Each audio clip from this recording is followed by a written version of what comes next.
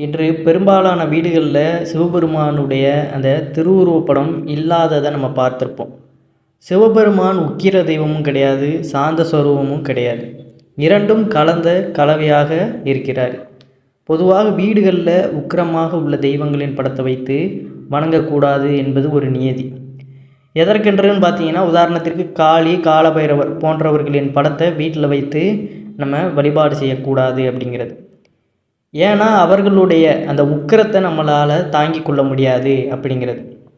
ஏன்னா தேவையில்லாமல் அந்த உக்கிர தெய்வங்களை நம்ம வீட்டில் வைத்து வழிபாடு செய்யும்பொழுது சில நேரங்களில் நமக்கே எதற்கெடுத்தாலுமே ஒரு கோப உணர்வு, அந்த உக்கிர எண்ணமானது நமக்கு ஏற்படும் அப்படின்னு சொல்லப்படுது. அதே வரிசையில் சிவபெருமான் படத்தை வீட்டில் வைத்திருப்பதும் கட்டாயம் கூடாது என சில பேர் கூறுவாங்க. இதற்கு பின்னால் இருக்கும் அதிர வைக்கும் காரணத்தை தான் நம்ம இன்றைக்கு தெரிந்து கொள்ள போகிறோம். நம்மளுடைய சேனலுக்கும் முதன்முறையாக வருவாங்க சப்ஸ்கிரைப் பண்ணி மறக்காமல் உங்களுடைய நண்பர்களுக்கும் இந்த பதிவானதை பகிர்ந்து கொள்ளுங்கள். தொடர்ந்து பதிவை முழுவதுமாக பாருங்கள். சிவபெருமானுடைய தனிப்பட்ட திருவுருவத்தை தான் நம்ம பூஜை அறையில் வைத்து வழிபடக்கூடாது என்று சொல்லப்படுவது உண்டு. ஆனால் சிவனும் பார்வதியும் இணைந்திருக்கும் படத்தை பூஜை அறையில் நம்ம வைத்து வழிபடியதில் எந்த ஒரு சாஸ்திர கட்டுப்பாடுகளும் கிடையாது. அவர் குடும்பத்தோடு இருக்கிறது, சிவபார்வதி சேர்ந்திருப்பது, இப்படியான படங்களை நம்ம வீட்டில் வைத்து வழிபாடு செய்யலாம். அவரை தனியாக வைத்து தான் நம்ம வழிபாடு செய்யக்கூடாது அப்படிங்கிறது ஒரு கூற்று. ஒவ்வொரு கடவுள் படத்திற்கும் பார்த்திங்கன்னா ஒவ்வொரு விதமான அதிர்வலைகள் உண்டு தான். இப்போ குடும்பத்தோட ஃபேமிலியாக இருக்கிற கணவன் மனைவி சேர்ந்துருக்கிற மாதிரி நம்ம வீட்டில் வாங்கி வைத்து வழிபாடு செய்யலாம். அவர் யோக நிலையில் தியானம் செய்கிற நிலையில் இருப்பார். அதை வாங்கி பார்த்திங்கன்னா நம்ம வீட்டில் வைத்து வழிபாடு செய்யக்கூடாது அப்படிங்கிறது.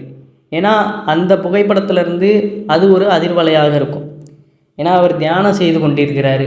நம்ம வீட்டில் பார்த்திங்கன்னா அதற்கேற்ற சூழல் இருந்தால் மட்டும்தான் நம்ம வாங்கி, எப்பொழுதுமே வீடு அமைதியாக இருக்குது, அமைதியாகவே நம்ம எல்லா விஷயங்களும் செய்கிறோம் அப்படிங்கிற பட்சத்தில் தனியாக இருப்பவர்கள் வேணால் வாங்கி வச்சு வழிபாடு செய்யலாம். ஆனால் வீட்டில் இந்த மாதிரி நம்ம குடும்பம்னு இருந்தால் எல்லா விதமான விஷயங்களும் நடக்கத்தான் செய்யும். அதற்காக பார்த்திங்கன்னா அவர் யோக நிலையில் இருக்கின்ற அந்த புகைப்படத்தை நம்ம வீட்டில் வாங்கி வைத்து வழிபாடு செய்யக்கூடாது அப்படிங்கிறது. இப்போ உக்கிர தெய்வங்கள்னு எடுத்துட்டால் அவங்களுக்கு ஒரு அதிர்வலை வரும். அதனால தான் சொல்வது, ஒவ்வொரு விதமான தெய்வங்களுக்கும் ஒவ்வொரு விதமான அதிர்வலைகள் உண்டு. இப்போ புகைப்படம், இந்த ஃபோட்டோ ஃப்ரேம் வாங்கி நம்ம வழிபாடு செய்கிறோம். அதை தவிர்த்து இப்போ விக்கிரகங்கள் சிலைன்னு வாங்குகிறோம் அப்படின்னு வச்சுக்கோங்க. இந்த புகைப்படத்தை விட விக்கிரகங்களுக்கு தான் இந்த அதிர்வலைகள் அதிகமாக இருக்கும்.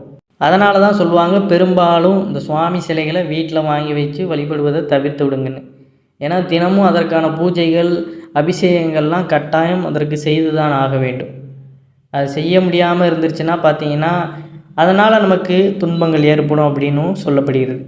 அதனால தான் கோவிலெல்லாம் விக்கிரகங்களை வைத்து அதற்கென்று தினமும் அபிஷேக ஆராதனைகள்லாம் செய்து கொண்டே இருப்பாங்க. அப்படி அபிஷேகம் உங்களால் செய்ய முடியவில்லை என்றால் வீட்டில் தெய்வ சிலைகளை வைத்திருக்கக்கூடாது.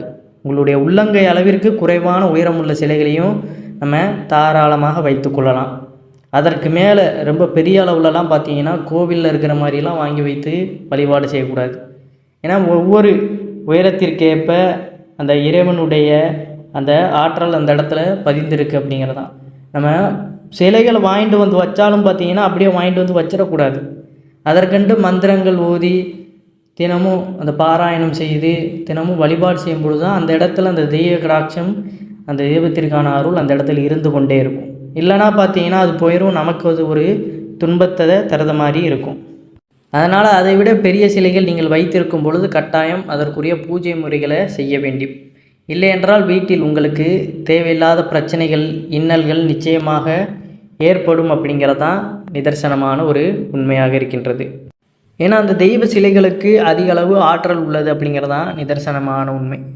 அதுபோல் சிவபெருமானுடைய அந்த சாதாரண அவர் மட்டும் தனியாக இருக்கின்ற அந்த திருவுருவ படத்திற்கு பக்தர்களை பக்திக்குள் ஈர்க்க வைக்கும் அந்த ஈர்ப்பலைகள் உண்டு அப்படின்னு ஒரு ஐதீகம்.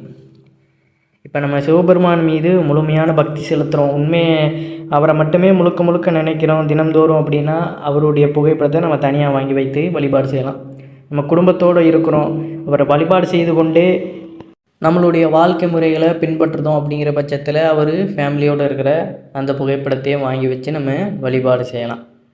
முழுவதுமாக சிவபக்திக்குள்ளே நம்ம இறங்கிட்டோம், ஈசனே முழு சரணாகதி அடைந்துட்டோம், எந்த மாய ஆசைகளுக்கும் நம்ம அடிபணியாமல் அனுதினமும் அவரை மட்டுமே நினைக்கின்ற அந்த ஒரு பாக்கியம் நம்மளுக்கு கிடைத்து விட்டால் மட்டும்தான் இறைவனை தனியாக வைத்து நம்ம வழிபாடு செய்ய வேண்டும் அப்படிங்கிறத புரிந்து கொள்வது மிகவும் நல்லது.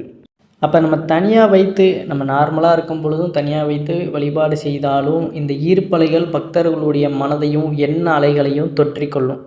இதனால் இல்லற வாழ்வில் இருந்து முக்தி அடைவதற்கான மனநிலை அவர்களுக்கு உண்டாகும்.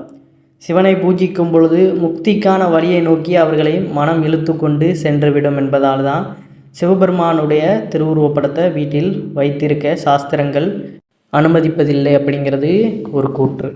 அதற்கு பதிலாக பார்த்தீங்கன்னா சிவனும் பார்வதியும் தம்பதிகளாக இணைந்த கோலத்தில் இருக்கும் அந்த திருவுருவப்படத்தை வீட்டில் வைத்திருப்பது நிறைய நன்மைகளை நமக்கு கொடுத்து கொண்டே இருக்கும்.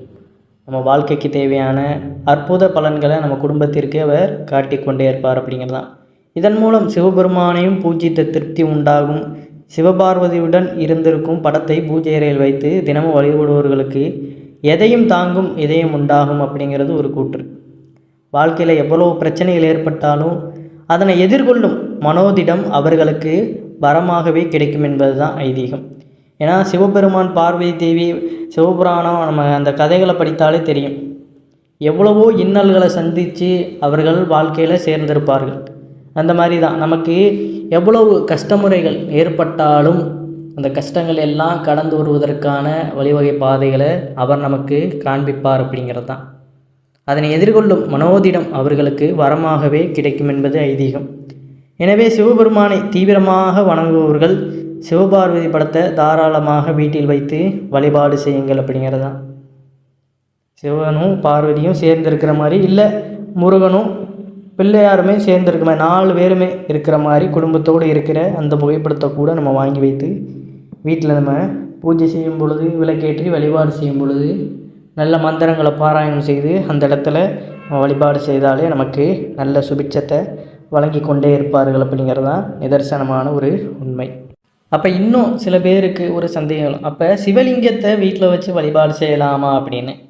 நீங்கள் சிவலிங்கம் வச்சுருந்தாலும் அதற்கும் முறைப்படி அந்த அபிஷேகங்கள் செய்து, அதே போல் தான் சிவபெருமான் தனியாக இருப்பதும் ஒன்று தான், சிவலிங்கத்தை நம்ம வச்சு பூஜை செய்வதும் ஒன்று தான். நீங்கள் டெய்லி அதற்கு முறைப்படி பூஜை செய்து மலர்கள் சாற்றி வழிபாடு செய்கிறீங்கன்னா நீங்கள் வீட்டில் வைத்திருப்பது ரொம்ப சிறப்பு.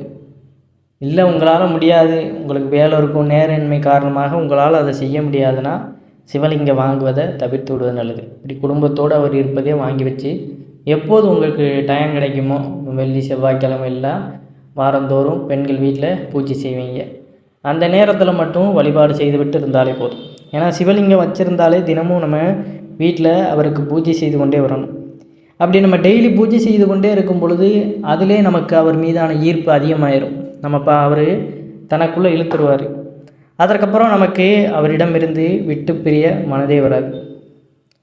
மாணிக்க வாசகர் பெருமான் இந்த மாதிரி அவர்களுடைய வரலாறு படித்தாலே தெரியும். அந்த மனமானது மயங்கி போயிடும் அவரிடத்துல இருந்து. அப்போ எந்த சூழ்நிலையிலையும் அவரை விட்டு பின்வாங்கணும் அப்படிங்கிற அந்த எண்ணம் வராது. ஒரு முறை அவருக்குள்ளே போயிட்டோம்னா நம்மளே நினச்சாலும் திரும்ப வர முடியாது அப்படிங்கிறது தான். அதனால் ஆழ்ந்த அந்த பக்திக்குள்ளே நம்ம போயிட்டோம்னா நமக்கு இருக்கின்ற அந்த ஆசைகள் எல்லாமே நம்மை விட்டு நீங்கிவிடும். நமக்கு அவரை தவிர இந்த உலகத்தில் எதுவுமே நிரந்தரமில்லை அப்படிங்கிற ஒரு கூற்று நமக்குள்ளே பதிந்து விடும். அதனால் எந்த ஒரு விருப்பு வெறுப்புக்கும் நம்ம அடிமையாகி இருக்க மாட்டோம். எது போனாலும் அது போச்சு அவ்வளோதான், அது வெறும் மாயை அப்படிங்கிற அந்த ஒரு எண்ணத்துக்கு நம்ம வந்து விடுவோம் அப்படிங்கிறது. அதனால் எது உங்களுக்கு சரியென்று படுகிறதோ அதை வைத்து வழிபாடு செய்யுங்க. குடும்பத்தோடு மகிழ்ச்சியாக வாழ எப்பொழுதும் சிவபெருமான் பார்வதி தேவியாரை வைத்து சந்தோஷமாக வழிபாடு செய்து என்றும் நீடூடி எப்பொழுதும் நலமோடு வாழ எல்லாம் உள்ள இறைவனை நானும் பிரார்த்தனை செய்து கொள்கிறேன். அனைவரும் என்றும் இறையருள் பெற்று நலமுடன் வாழ வேண்டும். நன்றி, வணக்கம். ஓம் நம சிவாய நமக.